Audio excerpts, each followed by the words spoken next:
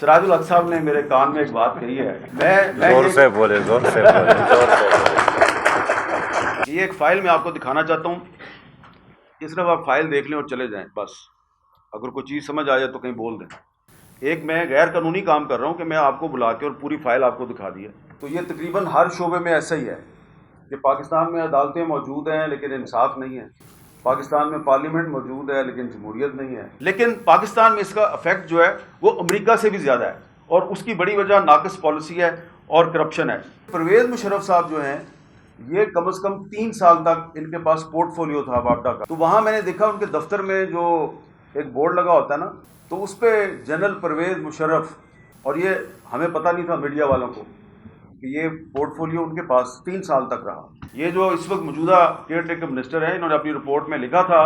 کہ یہ جو آئی پی پیز نے جو بجلی کا ریٹ مقرر کیا پاکستانیوں کے لیے وہ بہت زیادہ تھا، تو انہوں نے پاکستانی قوم سے جو لوٹ مار کیا ہے، اگر 25% بھی ریکور کر لیں تو اس سے ہمارا بہت بھلا ہو سکتا ہے۔ وہ ان کو باقاعدہ بھتہ دیتے ہیں ہر مہینے، لاکھوں میں نہیں کروڑوں روپے میں، کہ سڑک بناؤ، ضرور بناؤ، سڑک پہ ہماری گاڑی بھی چلے گی، موٹر سائیکل بھی چلے گی، کہ پاکستان میں بجلی تو موجود ہے لیکن اس کے باوجود بجلی کا بحران بھی ہے۔ تو یہ تقریباً ہر شعبے میں ایسا ہی ہے کہ پاکستان میں عدالتیں موجود ہیں لیکن انصاف نہیں ہے، پاکستان میں پارلیمنٹ موجود ہے لیکن جمہوریت نہیں ہے، اور ظاہر دیکھنے میں آزاد میڈیا بھی نظر آتا ہے لیکن آپ کو سچ بھی اس پہ کم کم نظر آتا ہے۔ تو ہر چیز موجود ہے، بظاہر موجود ہے بھی ہے اور نہیں بھی ہے۔ تو یہی ہے ساری ہماری اصل کہانی 75 سال کی۔ اگر ہم یہ تھوڑا سا صرف 1985 کے بعد، انہوں نے بھی 1985 کے بعد کی زیادہ بات کی ہے، تو اگر آپ یہ غور کر لیں کہ 1985 کے بعد جو وابڈا کے انچارج منسٹرز ہیں وہ کون کون رہے، جو وزیر پانی و بجلی تھے وہ کون لوگ تھے، تو ان میں زیادہ تر لوگ جو ہیں وہ آپ کو ملیں گے جو پہلے وزیر پانی و بجلی بنے، بعد میں وہ پرائم منسٹر بن گئے، اور کچھ لوگ جو ہے وہ صدر پاکستان بھی بن گئے، اور اس میں ایک سٹنگ پریزیڈنٹ جو کہ فوجی ڈکٹیٹر تھے وہ بھی شامل ہیں۔ مثلاً 1985 میں جو وزیر پانی و بجلی تھے وہ میر ظفر اللہ خان جمالی صاحب تھے، جو بعد میں وزیر اعظم بنے۔ پھر اس کے بعد پیپلز پارٹی کا دور آیا، تو پہلا دور تھا جو فاروق لغاری صاحب جو ہیں وہ وزیر پانی و بجلی تھے، وابڈا کے انچارج منسٹر تھے، وہ بعد میں صدر پاکستان بن گئے۔ اور جب آئی پی پیز والا جو واقعہ ہوا، سانحہ ہوا آئی پی پیز والا، میں تو اس کو سانحہ کہتا ہوں، 1993-94 میں ہوا تھا وہ، تو اس وقت جو وابڈا کے انچارج منسٹر تھے وہ تھے ملک غلام مصطفیٰ کھر صاحب، جن کے بارے میں عام تاثر یہ ہے کہ جی وہ ایک بہت اچھے ایڈمنسٹریٹر تھے، لیکن ان کی ناک کے نیچے آئی پی پیز یعنی کہ انڈیپینڈنٹ پاور پروڈیوسرز جو ہیں ان کو فورن انویسٹرز کے نام پہ پاکستان میں لایا گیا، اور پھر وہ غائب ہو گئے،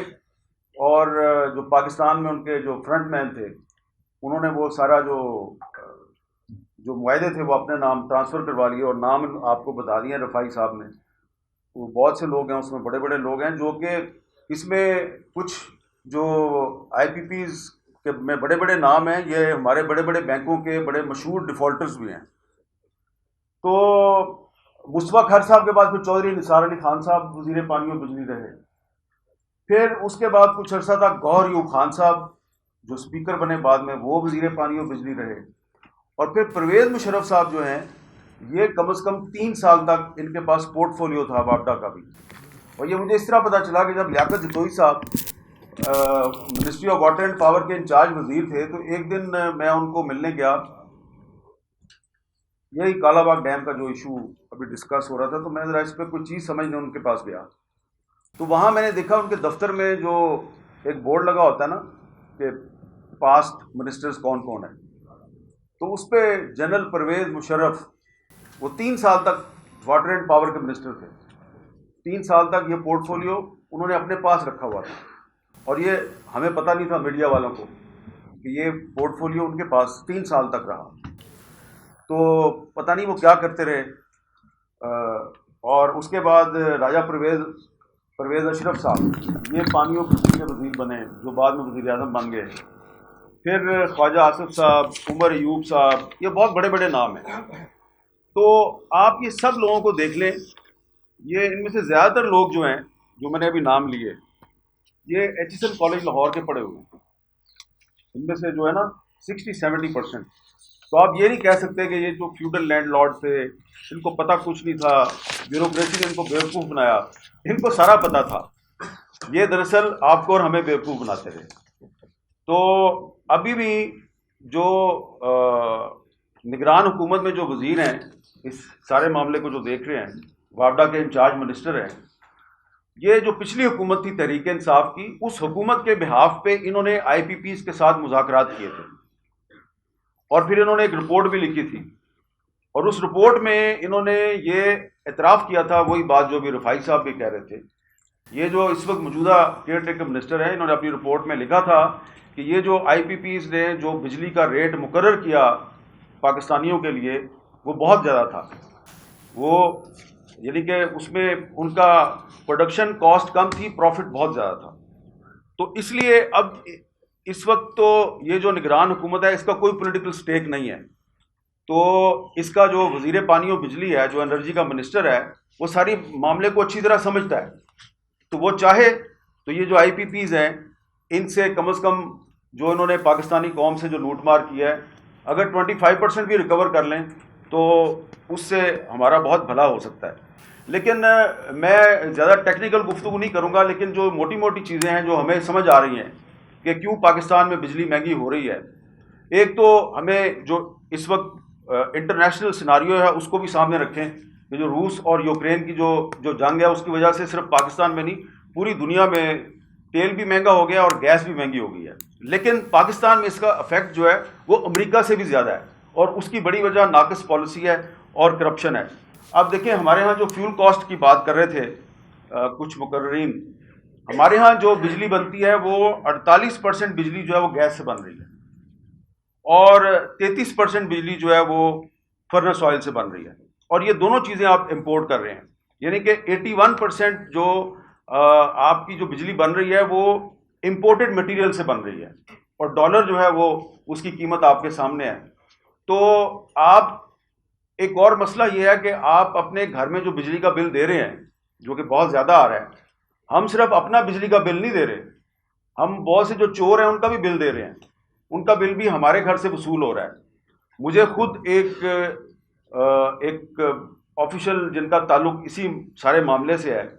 انہوں نے کہا کہ ایوریج جو ایک پاکستانی جس کے گھر بجلی کا بل جاتا ہے وہ کم از کم 5 جو بجلی چور ہیں وہ ان کا بھی بل پے کر رہا ہے. تو اگر آپ سوچیں کہ ان 5 بجلی چور جو ہیں ان کا بل آپ کے بل میں سے نکل جائے تو آپ کو صرف جو اس وقت آپ کا بل آ رہا ہے وہ شاید 25 یا 30% آپ کو دینا پڑے گا. تو اس لحاظ سے دیکھا جائے تو کرپشن جو ہے وہ ایک بہت بڑا مسئلہ ہے پاکستان میں. جیسا کہ پہلے بھی بات ہوئی کہ بجلی موجود ہے لیکن بجلی کا بحران بھی موجود ہے. تو پاکستان میں مسلمانوں کی اکثریت ہے لیکن کرپشن سب سے بڑا مسئلہ ہے یہاں پہ پاکستان میں، کیونکہ آپ کے آئین میں لکھا ہوا ہے کہ پاکستان میں اسلامی نظام ہوگا لیکن وہ ہے نہیں ہے کوئی بھی. تو ہر چیز جو ہے اس کے پیچھے اگر آپ جائیں اس کو سمجھنے کی کوشش کریں تو کوئی چیز مشکل نہیں ہے. مسائل جو ہیں ہمارے بڑے سادہ سے مسائل ہیں، ان کا حل بھی بڑا سادہ ہے، لیکن وہ ہم سادہ حل جو ہے وہ کرتے نہیں ہیں. جیسا کہ میں نے آپ کو عرض کیا کہ آپ کی جو 48% بجلی ہے وہ ایل این جی سے بن رہی ہے، گیس سے بن رہی ہے، اور گیس آپ کو امپورٹ کرنی پڑتی ہے، کبھی قطر سے کبھی ترکمانستان سے. تو آپ کو سب سے سستی بجلی سب سے سستی گیس کہاں سے مل سکتی ہے؟ ایران سے مل سکتی ہے. تو ایران اور پاکستان جو اور گیس پائپ لائن کا منصوبہ ہے وہ تقریباً مکمل ہو کے پڑا ہے، دونوں طرف سے پائپ لائن بچھائی جا چکی ہے. لیکن کوئی بھی حکومت جو ہے اس میں اتنی ہمت اور جرت نہیں ہے کہ وہ ایران سے گیس پائپ لائن جو ہے اس کے ذریعے سستی گیس امپورٹ کرے. اب جو پچھلی حکومت ختم ہوئی ہے اس نے ایران سے بجلی لینے کے لیے شاید ایک ٹیسٹ کیا تھا کہ اگر ہم بجلی لینے کی کوشش کریں تو کیا ہوگا، لیکن میری اطلاع کے مطابق اس پر ان پر کافی پریشر آیا ہے. تو متبادل جو ہے وہ اب ظاہری بات ہے اگر آپ مہنگی بجلی بنا رہے ہیں تو آپ کو سستی بجلی کی طرف جانا ہے، تو اس کا متبادل جو ہے وہ ونڈ پاور ہے، وہ سولر پاور ہے. ونڈ انرجی اور سولر انرجی جو ہے وہ یہ کہنا بڑا آسان ہے، لیکن مجھے احساس ہوا پچھلے سال جب بہت ایک بڑا سیلاب آیا تو مجھے پاکستان کے چاروں صوبوں میں جو دور دراز سیلاب سے متاثرہ علاقے ہیں وہاں پہ مجھے وزٹ کرنے کا اتفاق ہوا، تو میں نے دیکھا کہ دور دراز جو بلوچستان کے علاقے ہیں جو کہ مین ہائی ویز سے بھی بہت دور ہیں اور پانی میں ڈوبے ہوئے تھے، وہاں پر لوگ جو ہیں انہوں نے یہ سولر پینل خرید کے اور وہ بیٹریوں کے ساتھ جوڑ کے تو وہ اپنا سسٹم انہوں نے بنایا ہوا ہے، وہ چل رہے ہیں، اور وہاں پہ کوئی یہ جو بجلی کی ٹرانسمیشن لائن ہے کوئی نہیں، وہاں پہ کوئی یعنی کہ کھمبا کھمبا آپ کو نظر نہیں آئے گا، لیکن وہاں پہ گھروں میں اے سی نہیں چلتا لیکن پنکھے چلتے ہوئے نظر آئیں گے آپ کو۔ تو جو پاکستان کا عام آدمی ہے جو بڑے شہروں میں نہیں رہتا، وہ پھر بھی کسی نہ کسی طریقے سے زندگی گزار رہا ہے۔ تو ہم جو بڑے شہروں میں رہنے والے لوگ ہیں، اسلام آباد، کراچی، لاہور، راولپنڈی، پشاور، ہمیں چاہیے کہ ہم سوچیں کہ دور دراز جو پاکستان کے پسماندہ علاقے ہیں وہاں پہ بھی تو پاکستانی رہتے ہیں نا، وہ بھی تو انسان ہی ہے نا، وہ کیسے زندگی گزار رہے ہیں۔ تھوڑا تھوڑا سا جو طرز زندگی ہے ہمارا، اس میں ایک تفاوت بہت زیادہ ہے، ایک ڈفرینس بہت زیادہ بڑھ رہا ہے۔ تھوڑا سا ہمیں بھی کوشش کرنی چاہیے کہ ہم گیس کو کم استعمال کریں، اور اگر 70% پاکستان کی آبادی جو بڑے شہروں میں نہیں رہتی، اور خاص طور پہ بلوچستان کے لوگ جس صوبے سے گیس نکلتی ہے اور ان کو گیس نہیں ملتی، تو اگر وہ گیس کے بغیر زندگی گزار رہے ہیں تو آپ لوگ کیوں نہیں گزار سکتے؟ یہ کہنا بڑا مشکل لگ رہا ہوگا آپ کو، بڑی عجیب سی بات لگے گی، لیکن جب آپ یہ اپنے بڑے بڑے شہروں سے نکلیں گے اور جو اصل پاکستان ہے، جو دیہی پاکستان ہے، جہاں پہ زندگی کی زیادہ سہولیات نہیں ہیں، جب آپ وہاں پہ جاتے ہیں تو آپ کو پتہ چلتا ہے یہ بھی انسان ہے، یہ بھی اے سی کے بغیر زندگی گزار رہے ہیں اور گیس کے بغیر زندگی گزار رہے ہیں۔ تو ان لوگوں سے ہمیں سیکھنا چاہیے، وہ ہم سے بری چیزیں سیکھتے ہیں، ہمیں ان سے اچھی چیزیں سیکھنی چاہیے۔ ایک اور بات میں یہاں پہ کہوں گا کہ اسی نگران حکومت میں ایک وزیر صاحب ہیں، جب وہ وزیر نہیں تھے اور حکومت پاکستان کے ایک بہت بڑے افسر تھے اور اسلام آباد میں ہی پوسٹڈ تھے، تو ایک دن انہوں نے مجھے اسی طرح بلایا اور انہوں نے مجھے یہ کہا کہ یہ ایک فائل میں آپ کو دکھانا چاہتا ہوں، کہ صرف آپ فائل دیکھ لیں اور چلے جائیں بس، اگر کوئی چیز سمجھ آ جائے تو کہیں بول دیں۔ میں نے ان کی جب فائل دیکھی، پڑھنی شروع کی، تو وہ فائل جو تھی وہ یہ بتا رہی تھی کہ ان کا محکمہ جو ہے اس نے سی ڈی اے کے ساتھ پھڈا ڈالا ہوا ہے کہ آپ جب اسلام آباد میں کوئی سڑک بناتے ہیں یا اس کو رینوویٹ کرتے ہیں سڑک، آپ اس کے ساتھ فٹ پاتھ کیوں نہیں بناتے؟ فٹ پاتھ کے بغیر سڑکیں کیوں بناتے ہیں؟ جو پیدل چلنے والے لوگ ہیں ان کو آپ فیسیلیٹیٹ کیوں نہیں کرتے؟ تو سی ڈی اے جو ہے وہ بہانے تراشتا ہے، ایل ڈی اے بہانے تراشتا ہے، کے ڈی اے بہانے تراشتی ہے، فٹ پاتھ نہیں بناتے۔ تو میں نے وہ جب فائل دیکھی، ساری وہ کورسپونڈنس تھی ایل ڈی اے کی، کے ڈی اے کی اور سی ڈی اے کی، میں نے کہا ذرا مجھے سمجھائیں، آپ گریڈ 22 کے افسر ہیں، کہ یہ کیا مسئلہ ہے؟ مجھے سمجھ نہیں آئی کہ سڑک بنتی ہے ساتھ فٹ پاتھ نہیں بنتا۔ اس نے کہا بھائی یہی تو میں آپ کو سمجھانے کی کوشش کر رہا ہوں کہ ان کو جو گاڑیاں بنانے والی اور موٹر سائیکل بنانے والی جو کمپنیاں ہیں ان کا پریشر ہے ان پہ، وہ ان کو باقاعدہ بھتہ دیتے ہیں ہر مہینے، لاکھوں میں نہیں کروڑوں روپے میں، کہ سڑک بناؤ، ضرور بناؤ، سڑک پہ ہماری گاڑی بھی چلے گی، موٹر سائیکل بھی چلے گی۔ اس کے ساتھ فٹ پاتھ نہیں بنانا، کیونکہ فٹ پاتھ بن گیا تو یہ جو لوگ جو موٹر سائیکل خریدنے میں مجبور ہو جاتے ہیں، یہ پیدل چلیں گے یا سائیکل پہ اب آنا جانا شروع کر دیں گے، تو اس سے جو یہ مہنگی گاڑیاں اور موٹر سائیکلیں ہیں ان کی جو بائنگ ہے وہ کم ہو جائے گی۔ انہوں نے کہا یہ ہے جی سارا مسئلہ۔ تو میں نے ان سے کہا کہ یہ تو بہت بڑا ایشو ہے، تو آپ یہ مجھے کیوں بتا رہے ہیں؟ آپ اس کو کہیں رائٹ فورم پہ کروائیں۔ اس نے کہا بھائی یہ زیادہ سے زیادہ میں یہ کر سکتا تھا، کیبنٹ سیکرٹری کے ذریعے کیبنٹ تک لے جاتا، کیبنٹ تک لے گیا، وہ اس کے ایجنڈے پہ نہیں آتا، ڈسکشن ہی نہیں ہوتی۔ تو میں تو اب ایک غلط کام کر رہا ہوں، ایک میں غیر قانونی کام کر رہا ہوں کہ میں آپ کو بلا کے اور پوری فائل آپ کو دکھا دی ہے۔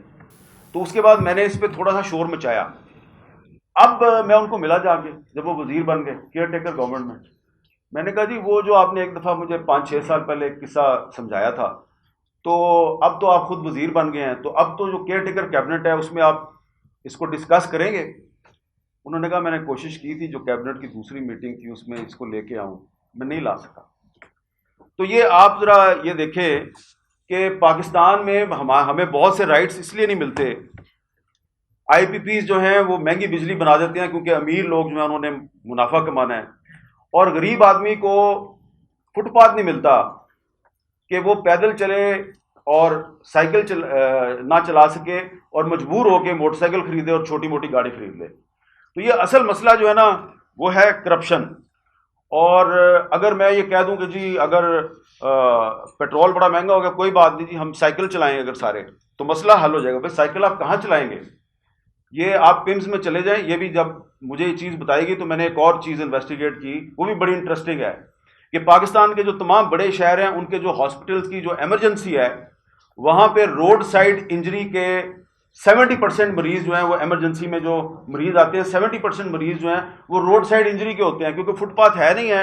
لوگ پیدل جا رہے ہوتے ہیں، بچے پیدل اسکول جاتے ہیں، سرکاری بہت سے جو چھوٹے ملازمین ہیں وہ پیدل جا رہے ہوتے ہیں، خواتین پیدل جا رہی ہوتی ہیں، فٹ پاتھ ہے نہیں ہے تو آنے جانے والی گاڑیاں ان کو ٹکریں مارتے ہیں، وہ گرتے ہیں، کوئی مر جاتا ہے، کوئی زخمی ہو جاتا ہے. تو یہ ہے صورتحال. تو اس صورتحال میں اب حل کیا ہے؟ حل صرف یہ ہے کہ وہ جو جماعت اسلامی ہے وہ جو حقوق سراج الحق صاحب نے میرے کان میں ایک بات کہی ہے سب نے سن لی. تو میں زور سے بولے کبھی کبھار دل کی بات زبان پر لایا کرے نا جی. آپ سارے کے سارے اگر سینیٹر مشتاق احمد خان بن جائیں تو میں یہ کہنے کے لیے تیار ہوں. زور سے بولے کیونکہ سینیٹر مشتاق احمد خان صاحب نے اس مسئلے پہ، یہ بجلی کے اور آئی پی پیز کے مسئلے پہ، وہ پنجابی میں کہتے ہیں نا نتھ ڈال دی اور اس کے بعد ان کو کمیٹیوں سے نکال دیا. تو پاکستان کے آئین میں جو حقوق دیے گئے ہیں اگر آپ آئین پہ کمپرومائز نہ کریں اور اس آئین پہ عمل درآمد کو یقینی بنائیں، تمام حقوق آئین میں موجود ہیں تو ہمارے سارے مسئلے حل ہو سکتے ہیں. لیکن آپ جانتے ہیں کہ آج کل حکومت میں وہ لوگ ہیں جو آئین کی خلاف ورزی کو ہی پاکستان کا قومی مفاد سمجھتے ہیں، اور ہم یہ سمجھتے ہیں کہ آئین پہ عمل درآمد قومی مفاد ہے. تو یہ جو نیشنل انٹرسٹ کی ڈیفینیشن ہے اس پہ بڑا پھٹا ہے. جب تک یہ پھٹا ختم نہیں ہوتا آپ کے اور ہمارے مسائل حل نہیں ہو سکتے. شکریہ.